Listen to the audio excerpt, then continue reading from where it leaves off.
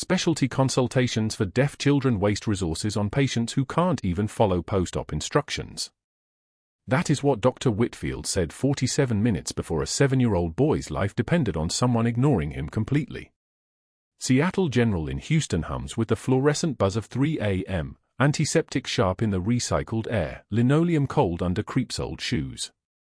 Sarah Chen moves through the night shift ER like water, present, essential, invisible. She restocks the supply cart with perfect economy of motion, her hand steady despite the weight of what her hands have done.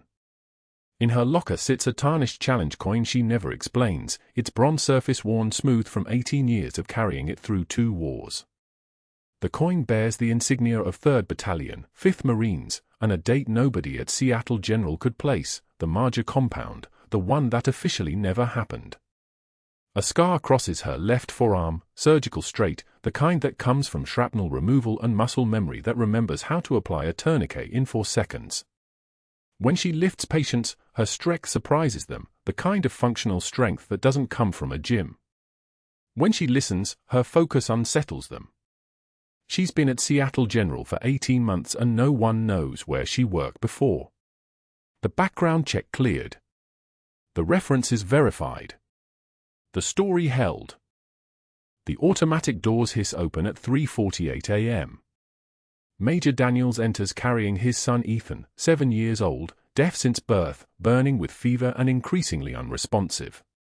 The Major wears dress blues, he's coming from some military function, and his jaw is tight with the kind of fear that only fathers wear. Ethan's hearing aids are still in his ears, expensive hearing aids, and they're not helping because the problem isn't in his ears. The boy's eyes don't track movement. His small hands don't respond to touch. His skin is flushed crimson. The waiting room smells like coffee gone cold and someone's heating pad. Rain hammers the emergency department windows like applause that nobody wanted. Sarah notices first. Not because she's at the desk, she's not. She's in the medication room, restocking epinephrine auto-injectors, when the Major walks past. She sees Ethan's posture. She sees the way the boy's head lags when his father shifts his weight. She sees something in his pupils from 20 feet away that makes her stop moving. She doesn't move out of the medication room, but her attention does. Dr. Whitfield arrives at 4:02 a.m., coffee in hand, and glances at the intake sheet without actually reading it. He is the kind of man whose power comes from inherited certainty, in medical school at Johns Hopkins, father a senior administrator, brother-in-law on the hospital board. He has never been told no inside a hospital, and it shapes the way he walks, the way he speaks, the way he dismisses people without looking at their faces. Fever and unresponsiveness, Whitfield says, not a question. How long? Since yesterday evening, Major Daniels says. His voice is clipped. Military voice. Started with a cough. Now he's not responding to, he makes a gesture. In ASL, he'd be signing fever, scared, sick. In spoken English, he just trails off because his son can't hear him and words feel inadequate. Ear infection, Whitfield says, still not looking at Ethan. Happens with deaf kids. Infection localizes, they can't tell you it hurts, parents miss the window. Classic presentation. Sarah hears this from the medication room. Her hands pause on a vial of midazolam. Whitfield moves toward the exam room.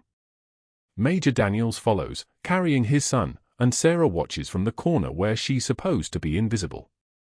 This is the hospital's structure, nurses see everything from the periphery. Physicians occupy the center. Sarah has learned to use the periphery like a sniper uses a nest. In the exam room, Whitfield spends for minutes with Ethan. For minutes. He looks in the boy's ears. He doesn't check pupil reactivity with any care. He doesn't assess muscle tone. He orders basic blood work and a urinalysis. He does not order a CT scan. Could be the ear infection causing systemic response, Whitfield says to the Major, his tone suggesting he's explaining something obvious to someone simple. We'll check for infection markers. Probably a 24-hour admission for antibiotics. Kid'll be fine. Major Daniels doesn't move. He's not responding to stimuli. His eyes. Fever makes kids lethargic, Whitfield interrupts. Especially if he's deaf. No auditory input, sensory deprivation gets pronounced when they're sick. Pain's not his primary language anyway. Let's see what the labs show. Sarah is holding a box of sterile gauze pads. She sets it down with the kind of care that makes no sound. What happens next is the moment that changes everything, though nobody in the hospital understands it yet. Whitfield exits the exam room and walks into the central nurses' station where 6 staff members are charting. His voice carries the casual authority of someone who has never faced contradiction. Fever and unresponsiveness in a deaf 7-year-old, Whitfield announces. Classic presentation of pediatric otitis media. One of the parents is military, a major, I think, and they're going to want specialty consultations. Cochlear implant teams, neurology, probably pediatric infectious disease. We're going to get requests for every consultant in the building. He pauses, sipping his coffee. I'm telling you now, specialty consultations for deaf children waste resources on patients who can't even follow post-op instructions. The kid's deaf. He's going to remain deaf. We do basic ear infection protocol and send him home. No consults. That's an order. The statement lands in the room like something heavy. Sarah is restocking the crash cart 2 bays over. She doesn't turn around. She doesn't react. She simply removes 17 bottles of albuterol from the metal box and replaces them in the crash cart with the same methodical precision she uses for everything. One hand. Then the other. Breathe. Don't react. A younger nurse, Katie, 24 years old, fresh out of nursing school with idealism still visible, makes the mistake of speaking. But if it's not an ear infection? It's an ear infection, Whitfield says. His voice doesn't raise. That's how you know he's serious. There's a reason we don't waste time on marginal cases. This hospital is at 92% capacity. Every consult we call means a patient in the waiting room waits longer. Every unnecessary specialist visit costs the system resources. The boy is deaf. He's not going to benefit from advanced interventions he won't be able to use anyway. Sarah is thinking about pain as data. That's a combat medic concept. Pain tells you where the damage is. Fever tells you the body's fighting something. Unresponsiveness tells you the brain is in trouble. Pupils that look the way Ethan's pupils look tell you something is happening inside the skull. She closes the crash cart and turns toward the main room. She does not rush. She walks with the same neutral pace she uses to walk everywhere, and her eyes are the color of someone who has seen things that can't be unseen, but nobody looks at her eyes. Nobody ever looks at night shift nurses' eyes. In the waiting room, the rain continues hammering the windows. Major Daniels sits in the plastic chair holding his son against his chest. He's holding Ethan the way soldiers hold wounded comrades, not gently, but completely, as if his own body can protect the smaller body against whatever's happening. His eyes are closed. Sarah passes within 3 feet of them, carrying empty supply boxes. She is supposed to be restocking. She is supposed to be invisible. She is supposed to follow Dr. Whitfield's orders, which means she is supposed to believe that Ethan's unresponsiveness is just fever-induced lethargy, that the ear infection diagnosis is correct, that specialty consultations for deaf children are a waste of hospital resources. She does not believe any of this. The thing about being trained by the military is that your instincts stop being suggestions and become obligations. Sarah's instincts are screaming. A 7-year-old with acute unresponsiveness and fever isn't lethargic. Lethargy is different. Lethargy is fatigue. This is shut down. This is a brain doing something it shouldn't do. She thinks about the Marine corporal in Kandahar who showed up at the forward operating base with a headache that turned into altered mental status that turned into seizures that turned into death because nobody believed a headache was important. She thinks about how many people she's carried on her back through fire because their bodies were trying to tell them something and they didn't listen in time. She doesn't say any of this. But that wasn't the worst part. The worst part comes at 5:13 a.m. when Whitfield calls a staff meeting in the break room and addresses the night shift nurses, all 8 of them, with the kind of confidence that comes from knowing nobody will challenge you in front of witnesses. "I'm going to be direct with you," Whitfield says. He's standing with his back against the refrigerator, casual, like he's just making conversation. "Some of you are going to want to second-guess the treatment plan on the pediatric deaf patient in Bay 4. Don't. That's waste. That's what loses hospitals money. That's what gets us shut down. We follow protocols. Uncomplicated pediatric otitis media. Blood work. For antibiotics. Observation. Next case." Sarah is sitting in the corner with a lukewarm cup of coffee that tastes like someone burned the pot 8 hours ago. She doesn't acknowledge him.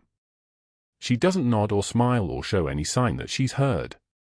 She simply sits very still, the way people sit when they're not supposed to take up space. "I'm assuming we're all on the same page here," Whitfield continues. "No unauthorized consultations. No stepping outside the chain of command." Katie nods. 2 other nurses nod. The rest of them do what Sarah does, they simply exist without confirming or denying anything. Whitfield leaves the break room at 5:19 a.m., confident in his authority, unaware that he has just given an order that one woman in this hospital is not going to follow. He doesn't know who she is. He doesn't know what she's done. He doesn't know that he just made a tactical error with someone who has spent 2 decades understanding the cost of medical failure in combat. Sarah finishes her coffee. She sets the empty cup in the sink. She walks back to Bay 4, where Ethan is lying on the gurney and the blood work is running and the door is closed and Major Daniels is holding his son's hand like it's the only thing keeping him anchored. She makes eye contact with the Major for exactly 1 second. Just one. That's all it takes. Dr. Whitfield spent 90 seconds with Ethan. A stethoscope.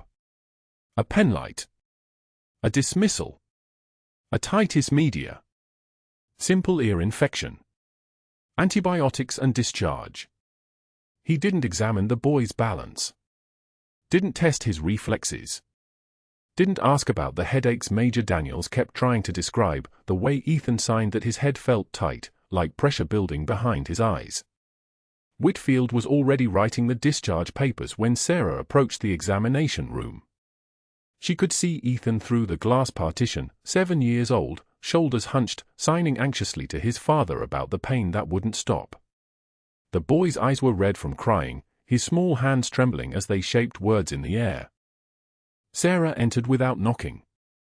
Her voice was soft, the practiced deference of a night shift nurse speaking to a day shift physician. "Doctor, could I check something?" "Just a moment." Whitfield didn't look up from his paperwork. "I don't need a nurse's medical opinion, Ms. Chen." The dismissal was sharp enough to draw blood, but Sarah had learned years ago that some wounds don't require visible bleeding. She turned to Ethan instead, her posture shifting, shoulders relaxing, hands opening, face settling into the calm that meant safety. She signed slowly, precisely. "Hi, Ethan. My name is Sarah. Can you show me where it hurts?" The boy's expression transformed. Someone was listening. Someone understood him without forcing him to struggle with spoken words.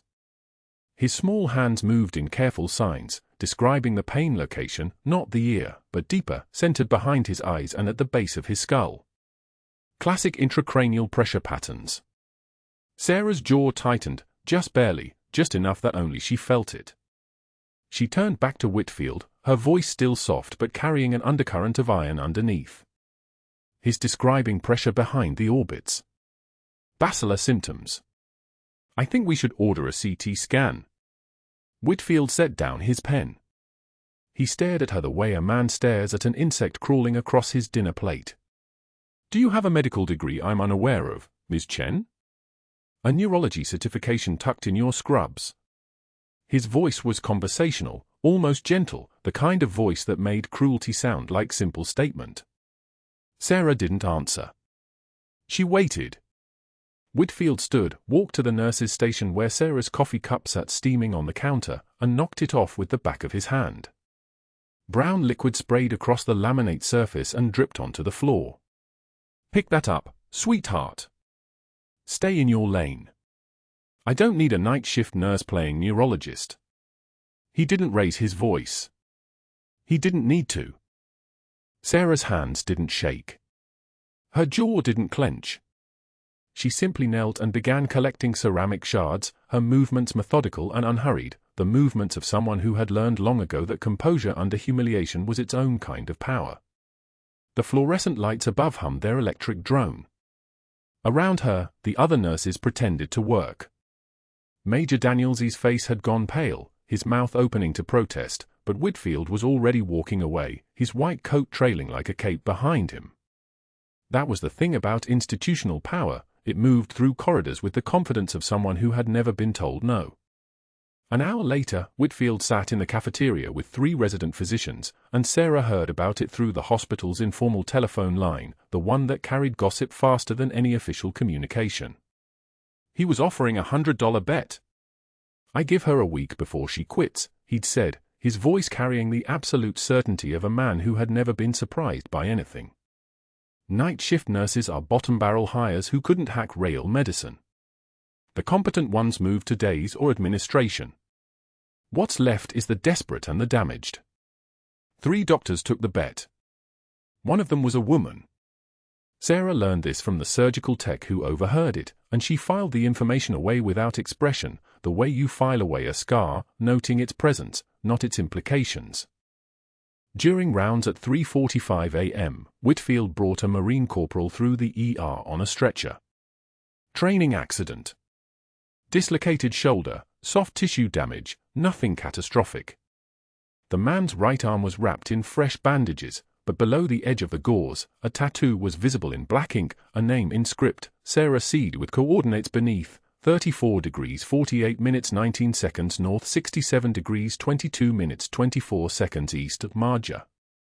The exact coordinates of the compound. Sarah was filing charts when they passed. She didn't look up. She didn't have to.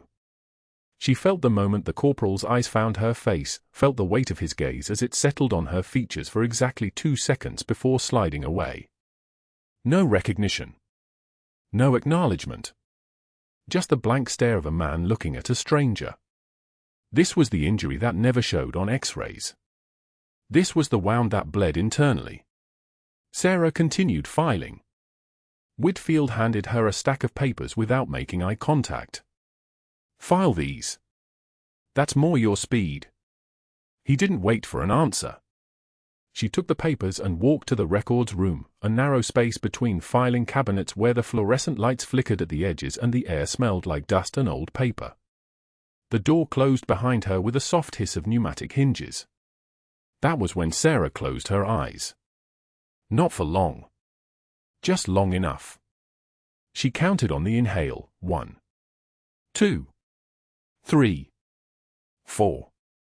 And the exhale matched it, measured, controlled, the breathing of someone who had been trained to keep her nervous system from betraying her when every instinct screamed otherwise. Scars tell stories.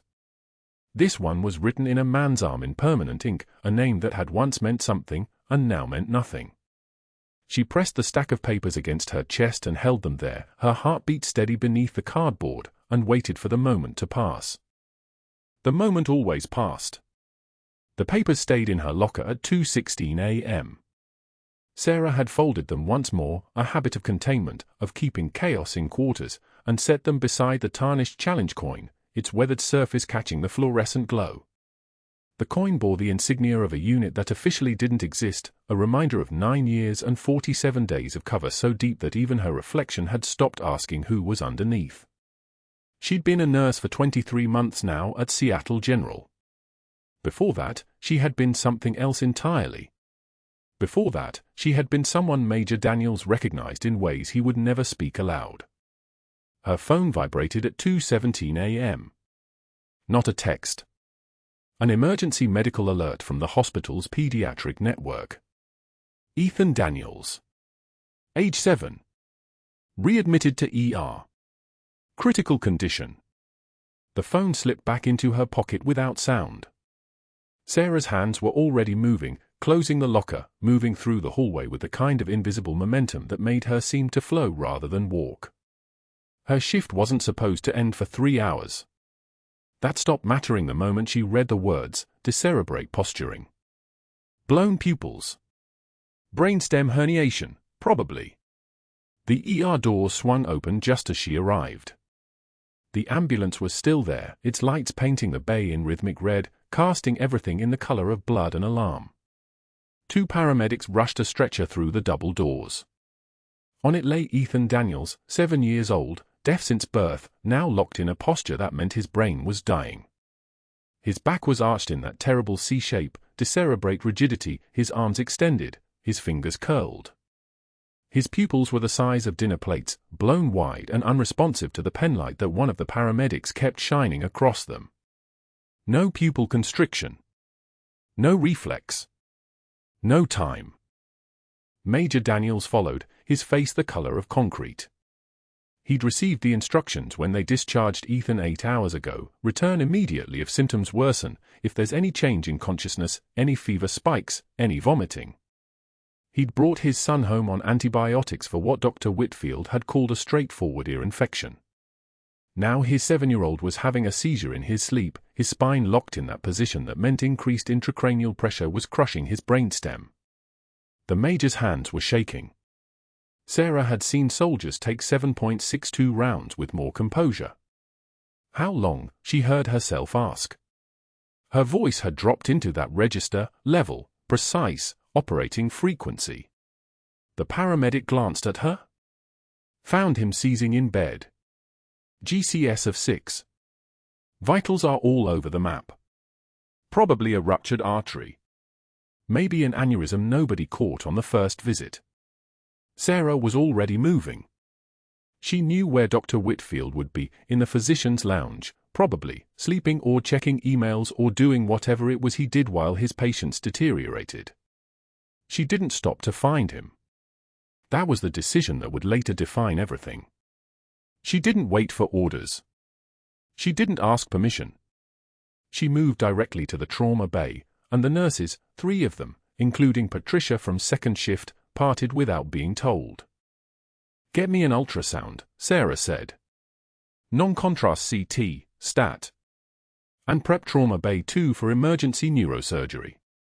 We need orders from, Patricia started. I'm giving them. Sarah had already begun the rapid assessment. Ethan's skin was cool to the touch, slightly clammy, the texture of someone's body shutting down its peripheral systems to preserve the core. His breathing was irregular, Cheney-Stokes, that terrible breathing pattern that meant the brainstem was starting to seize control from the higher brain. Each breath came in clusters, then pauses, then desperate clusters again. Pain is information. This pain was screaming. The ultrasound was there in 90 seconds. Sarah positioned the probe herself, moving with the muscle memory that 7 years of field medicine had burned into her skeleton. There, the accumulation of blood in the pericardium. Not cardiac tamponade. Worse. Blood in the subdural space. Intracranial pressure building like a storm surge against bone that couldn't give. The scan confirmed it, aneurysm. The kind that could have been caught with a CT scan during the first visit. The kind that Dr. Whitfield had dismissed as an ear infection. We need neurosurgery. Page them stat. Sarah was already moving toward the instrument trays. I need a burr hole drill from orthopedic. One of the nurses, the younger one, Marcus, who'd trained at Walter Reed, understood immediately what she was doing. What she was about to do. His eyes widened, but he moved.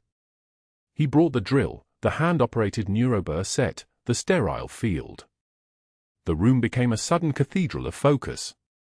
Every sound sharpened, the ventilator's mechanical wheeze, the monitor's accelerating beeps, the soft click of instruments being arranged on the sterile towel. Sarah scrubbed her hands in 30 seconds instead of 3 minutes. She had done this before, though not in a hospital. She had done this in a medevac helicopter over Helmand Province with rounds coming through the fuselage. She had done this in a phi base where the surgeon was unconscious and the patient was a Navy SEAL whose name she hadn't allowed herself to remember. This was different. This was a child. This was in front of witnesses. This was the line between nurse and something else. She didn't think about the line. She climbed over it. "Get him under," she said to the anesthesiologist, who hadn't asked her name.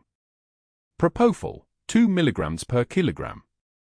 Succinylcholine for paralysis.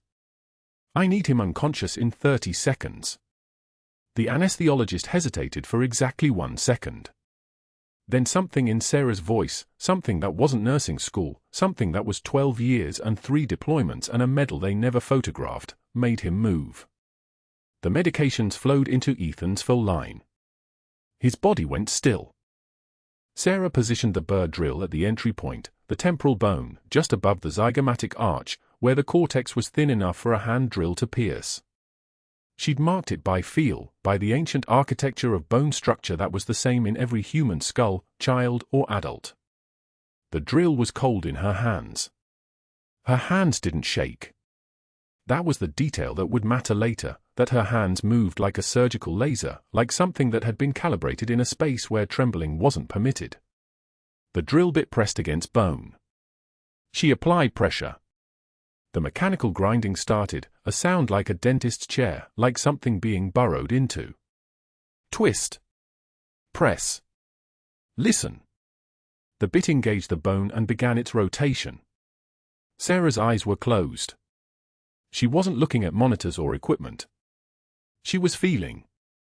She was reading the resistance of the bone, the give of the cortex, the moment when the bit would punch through into the subdural space. 30 seconds. The bit broke through. Dark blood welled up around the drill bit, old blood, arterial blood, the color of something that had been suffocating the brain. 40 seconds. She withdrew the drill. The pressure released like air hissing from a punctured tire. The blood flowed, then slowed as pressure equalized. 50 seconds. Ethan's body jerked. His back began to straighten incrementally, the decerebrate posture relaxing as the crushing pressure released from his brainstem. 60 seconds. His pupil, the one Sarah was watching, constricted. A pinpoint reflex. A sign of life. A sign that the brainstem was no longer being crushed into oblivion. The monitor adjusted. Heart rate dropped from 167 to 142. Respiratory rate stabilized. O2 sat climbed, 88. 91, 94. 6 minutes. Ethan Daniels went from dying to saved.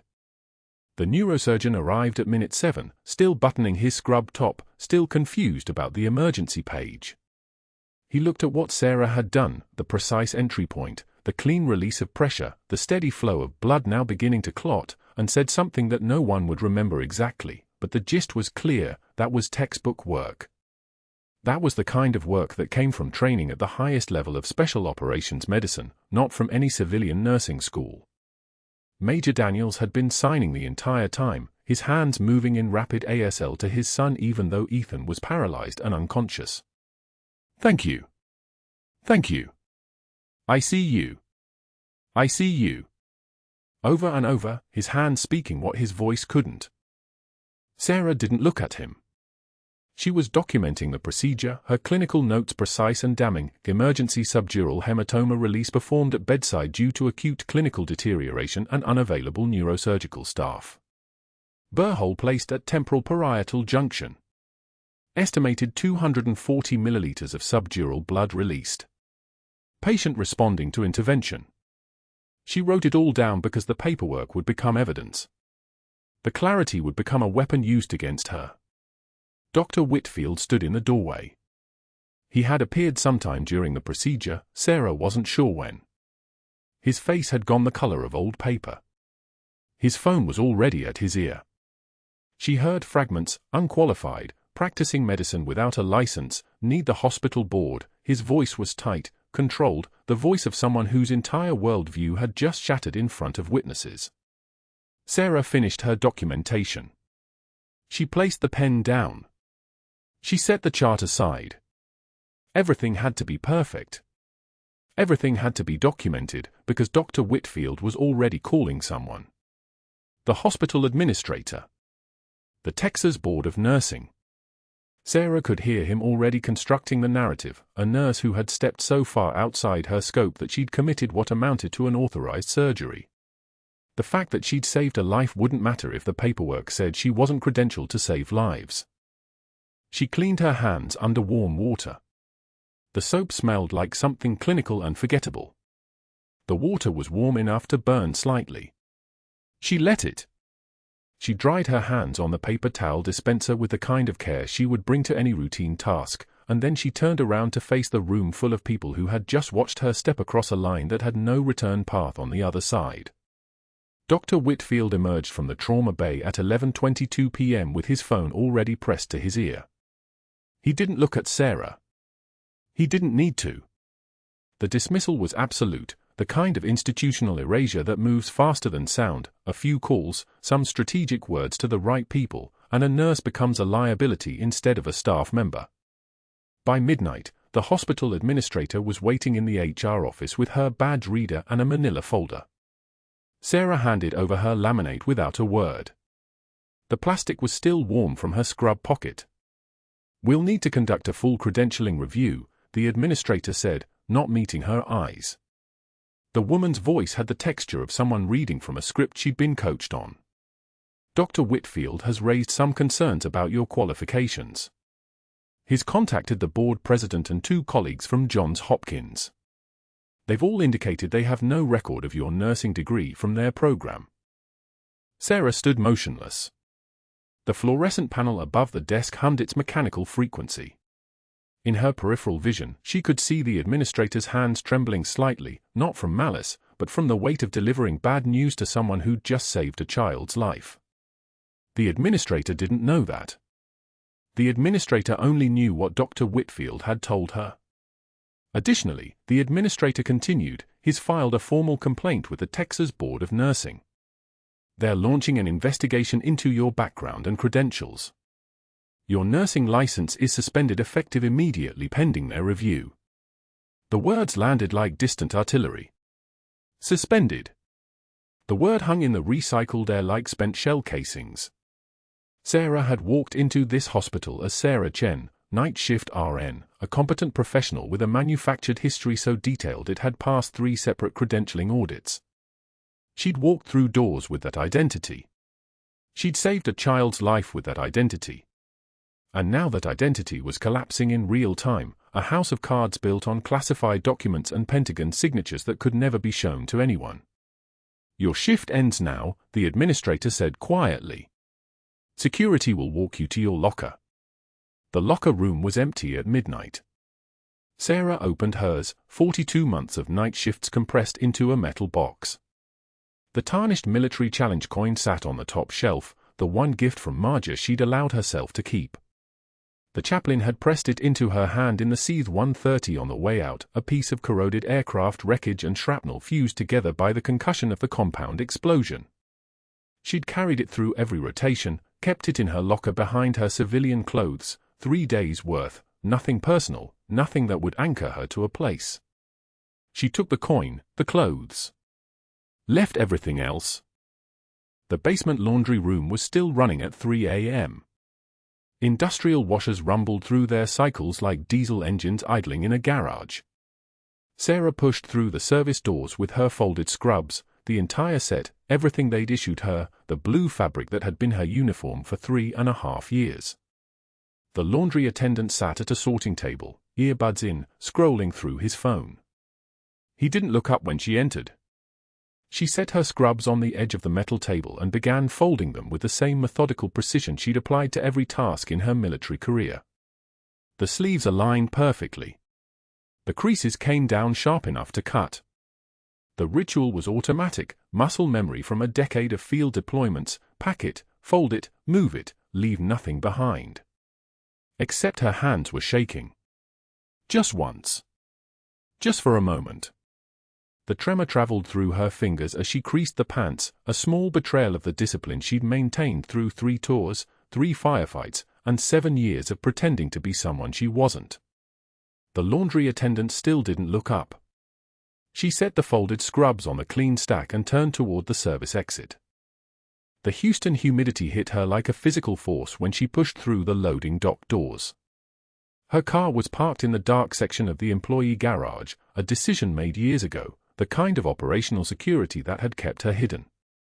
She sat in the driver's seat with the door open and allowed herself 60 seconds of stillness. The AC was off. The engine was off.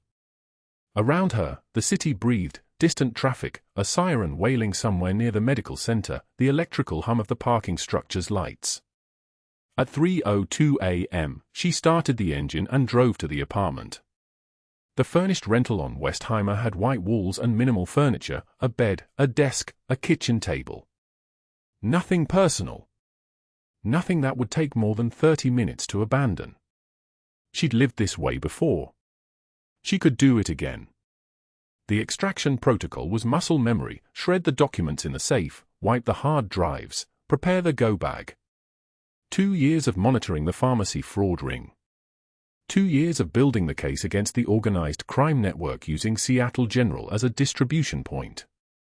2 years of intelligence gathering, of careful documentation, of waiting for the federal task force to move on the network. All of it collapsing because a surgeon decided to fire a nurse rather than admit his own diagnostic failure. At 6:02 a.m., her phone rang. Unknown number. She didn't answer. It rang again immediately. This time she picked up. Sarah. Major Daniel's voice carried the weight of command, the kind of tone that transcends rank, a man who'd led Marines through Marjah, who'd lost consciousness carrying intelligence that cost 3 lives to acquire. They are bringing someone into the ER. Someone who's asking for you. You need to come back. I can't. I'm not staff anymore. Her own voice sounded hollow, distant, a stranger speaking through her mouth. Sarah. He's Taliban. And he's terrified of you. Silence stretched between them like a live wire. In that silence lived everything she'd built, everything she'd buried, everything she'd sacrificed to maintain the cover. In that silence lived the moment where she made the choice to stay hidden or step back into the light. I'm on my way, she said, and hung up. She entered Seattle General through the ambulance bay at 6:48 a.m. No badge, no credentials, no authority. The security guard at the ambulance entrance, a kid, maybe 23, didn't stop her. No one stopped her. The ER was chaos, federal agents in tactical gear, military police, Houston PD, every available law enforcement agency converging on a single trauma bay. She moved through the crowd with a kind of precision that made people step aside without conscious thought. A presence like a pressure change in the atmosphere. At the center of it all, on a gurney surrounded by guards and restraints, lay a man with a chest wound and eyes that found her in the hallway and went pale. His lips formed words in Pashto, the language of Marjah, the language of screaming firefights and concussion waves, and the moment the compound exploded, Jin Saar. The ghost of Marjah. The veteran security guard, 62 years old, Ramadi 2006, 2 tours, froze mid-stride. He stared at Sarah, at the prisoner's terror, at the moment where something shifted in the air pressure of the entire emergency room. His voice cut through the chaos like artillery fire. Wait. Master Chief. The room went dead silent. Every person in the ER turned. Doctors. Nurses. Federal agents. Dr. Whitfield emerged from a trauma bay, his face showing the first crack of confusion. Major Daniel stepped forward with his phone in shaking hands, a video call connected, the screen showing a 1-star Army general in dress uniform. That's Master Chief Petty Officer Sarah Chen, the general said. His voice carried the weight of command authority, of classification levels, of operations that existed in classified briefing rooms. Navy Special Warfare Development Group. 3 Navy Crosses. 2 Silver Stars. Congressional recognition for the single most dangerous intelligence operation in SOCOM history. 150 seconds of absolute silence. The resident who'd taken Whitfield's bet had her hand over her mouth. A nurse dropped a clipboard. The Taliban prisoner was whispering prayers in a language no one else understood. Major Daniel set his phone down and lifted his sleeve. The tattoo read, Sarah C. with coordinates 34.9618 degrees north, 64.566 for degrees east. Marjah, Afghanistan. The exact location of the compound. The exact location of the explosion. You carried me 4 miles under fire after it exploded, he said. His voice had the texture of a man finally speaking a truth he'd carried for 7 years. I was unconscious. I never saw your face clearly until my son showed me. He turned to Ethan, recovered and sitting in a wheelchair. The 7-year-old's hands moved with deliberate precision, signing to the silent room, the night nurse has the same scars as Daddy. He pointed to Sarah's left forearm, then to his father's. Matching shrapnel patterns. The same explosion. The same moment. The same choice Sarah had made in the dark. Dr. Whitfield stood at the periphery, his face draining of color. An FBI agent stepped forward. Dr. Whitfield, we need to talk about your phone calls last night. Specifically, your attempt to access classified military personnel records. The paramedics wheeled him through the automatic doors at 6:19 a.m. A combatant. Taliban. Insurgent. The intake form said prisoner of war from a federal raid 30 miles north of the city, a man with shrapnel embedded in his left shoulder and a face gray with pain. Sarah stood at the far end of the hallway, stripped of her badge, stripped of her authority, watching the controlled chaos of a level 1 trauma arrival that wasn't hers to manage anymore. The prisoner's eyes found her. They locked. The man's entire body went rigid on the stretcher, and his mouth opened, not in pain, but in something closer to religious terror. His voice dropped to a whisper in Pashto, the words carrying through the ER like electricity through water, Jin Sa'a. Ghost Sarah. The ghost that wasn't supposed to exist outside classified briefing rooms and declassified operations that would never be officially declassified. The paramedics didn't understand the language. They kept moving. The prisoner's head turned, tracking her as they passed, his eyes wide with the kind of fear that doesn't come from shrapnel or blood loss. It comes from recognition. From knowing you're in the presence of something that was supposed to have stayed buried in the mountains of Helmand Province. Marcus Holloway, the veteran security guard who'd worked Ramadi before he took the civilian post, was walking a morning lap near the trauma bay. 43 years old. Combat boots still polished like he was going on inspection. He heard the Pashto. He heard the tone. He stopped mid-stride, his shoulders dropping like a weight had just settled across them. Then his head turned, and he looked directly at Sarah. Really looked. The way you look when you've seen the face before, not on a hospital ID badge, but in a classified briefing packet marked Do Not Distribute. His voice came out low and certain, wait. Master Chief. It wasn't a question. It was a recognition, loud enough that every person in the ER turned. Nurses. Residents. The attending physician. The lab tech standing near the blood bank. 43 people stopped moving at the same moment, and 43 sets of eyes pivoted toward the woman in civilian scrubs who'd been dismissed as a night shift nurse just 18 hours earlier. Major Daniels was running through the automatic doors.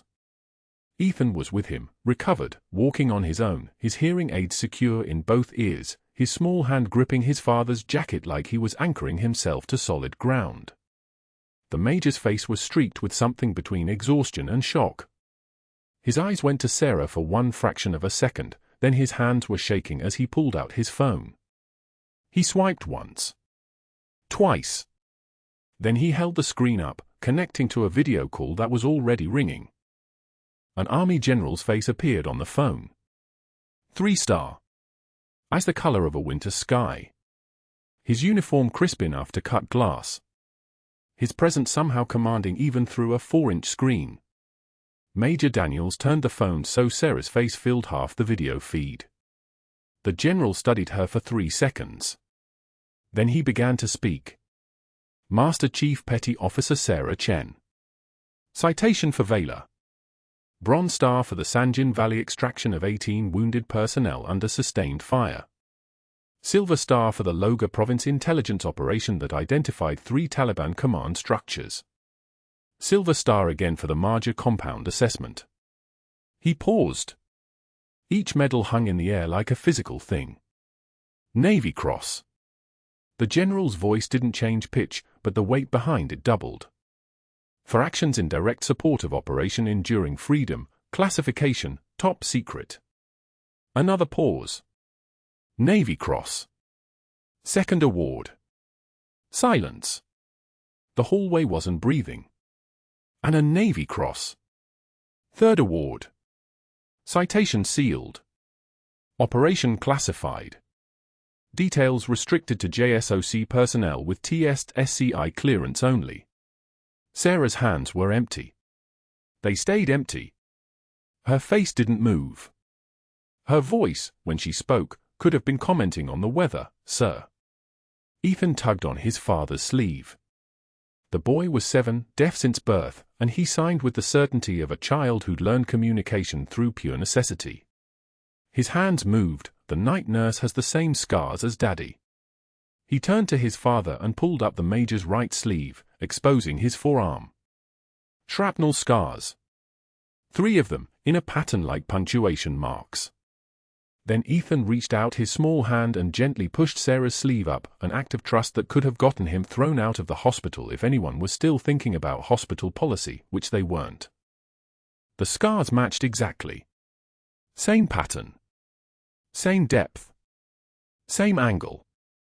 Because 18 months ago, when the compound in Marjah had detonated, Sarah had thrown herself between the explosion and Major Daniels and his son. The shrapnel that should have torn through them had torn through her instead, each piece traveling through her body before it could reach theirs. A Marine corpsman from the 3rd Battalion, 5th Marines, had sewn her back together under a top with morphine and determination and a prayer in Spanish. 10 seconds passed. Exactly 10 seconds. Sarah counted them. She always counted. Counting was control. Then the doors burst open again, and 3 FBI agents in windbreakers entered the ER with the kind of precision that meant they'd already secured the perimeter. The lead agent, a woman with dark hair and eyes like a hawk's, walked directly to Dr. Whitfield, who was standing near the surgical board pretending he hadn't been watching this unfold. His face had gone the color of old bone. Dr. Marcus Whitfield. The agent's voice was flat. Professional.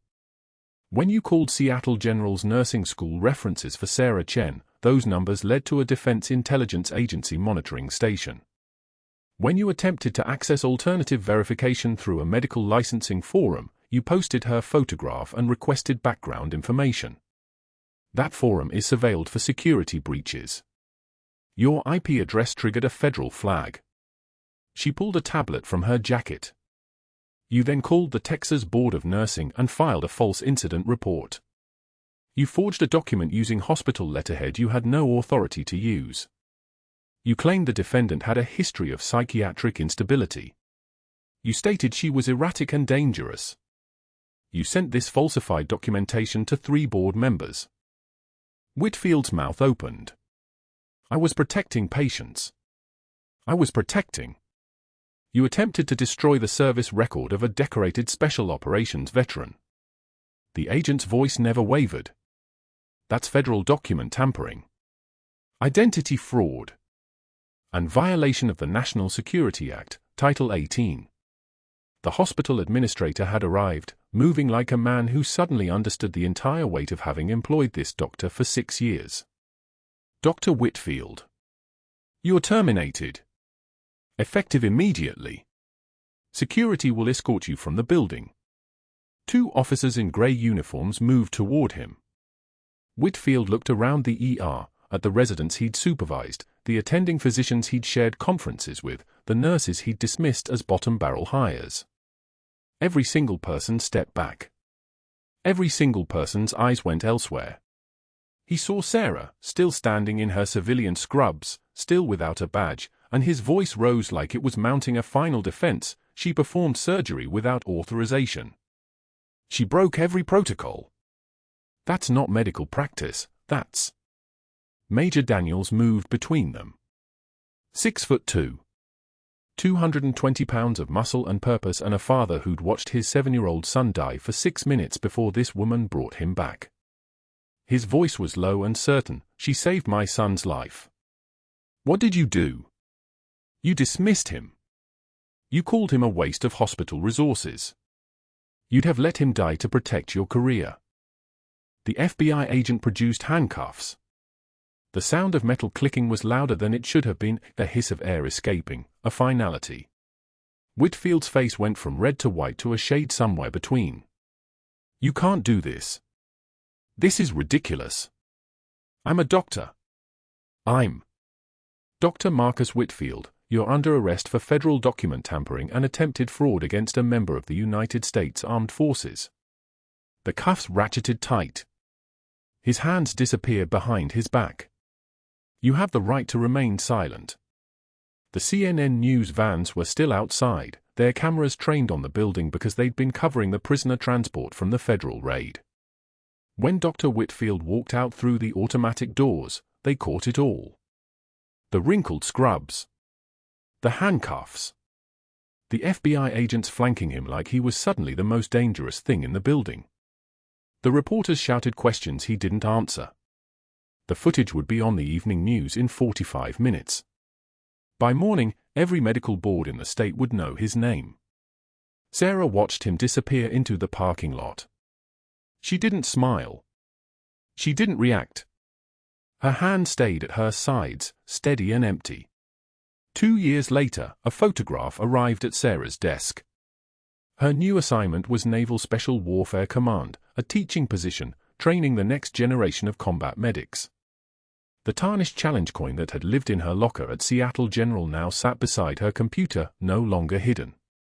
The photograph was from a community college classroom in suburban Houston Community College, actually, the kind of place where people went when their other options had evaporated.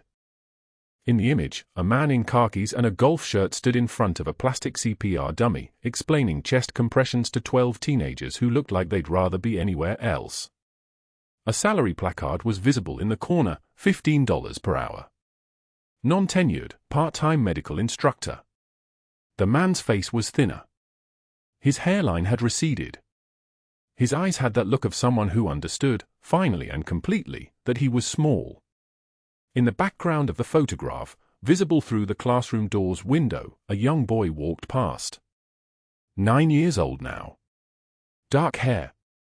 Hearing aid state-of-the-art and barely visible. Thriving. His neurological function perfect. His development tracking beautifully. He wore a t-shirt that read, in both English and ASL fingerspelling across the chest, "My nurse is a Master Chief." The attached note from Major Daniels was handwritten on military stationery. "He asks about you every week." The tattoo on my arm finally makes sense to him. He wants one too when he's old enough, says everyone should know who saved them. Thought you should see what Houston Community College looks like from where he's standing. Thought you should know he's watching. J. Daniels, Major, Special Forces. Sarah placed the photograph next to the challenge coin. Then she opened her calendar to her first lecture series. 37 corpsmen. 19 of them women. The topic was medical triage under fire, making impossible choices. During the third lecture, a young woman in the back raised her hand.